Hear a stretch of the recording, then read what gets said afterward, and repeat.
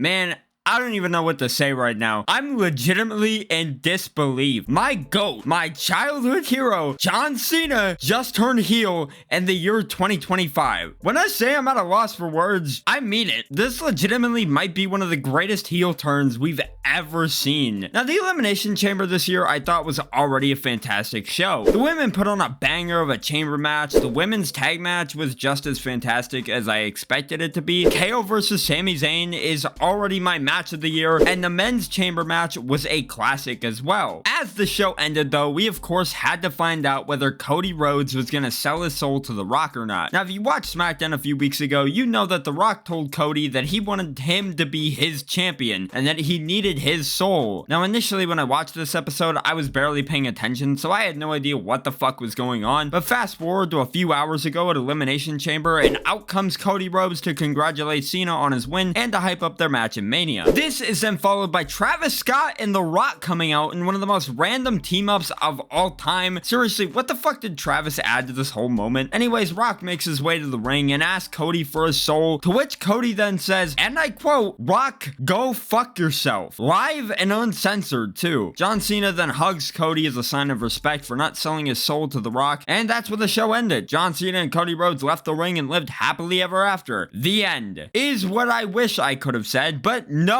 John Cena, in one of the most shocking turn of events I've ever seen, after being given the signal from The Rock, turned on Cody Rhodes and proceeded to beat the living hell out of him. This was the same man who had not only been present during Cody's celebration at WrestleMania last year, but also the same man who helped him beat the Bloodline as well. This may very well go down in history as one of the greatest heel turns of our generation, because legitimately nobody saw this coming whatsoever. Hell, as unlikely as it was, I did have that thought in the back of my head that maybe, just maybe, Cody would turn heel, but no, in all actuality, it ended up being the guy who we least expected. Just when everyone was saying this year's road to WrestleMania was boring and wasn't as exciting as it should be, WWE, as usual, and just like they did last year, pulled a swerve on us. And I gotta say, while Cena vs. Cody was already going to be a classic regardless on if Cena was a heel or still a face, I genuinely believe that this just elevated the match to a whole new level of greatness. Honestly, just the story alone of John Cena being the one to sell his soul to Rock rather than Cody, simply so he can use Rock's power to gain his 17th world title, is the smartest thing I've ever seen. I think this right here proved that even when you think a story may not be going anywhere, or just when it's getting dry, that you should never doubt Triple H, because somehow, some way, he always figures out a way to get you invested again. Even after all that though, I still can't figure out what Travis Scott added to the segment. Seriously, someone tell me please.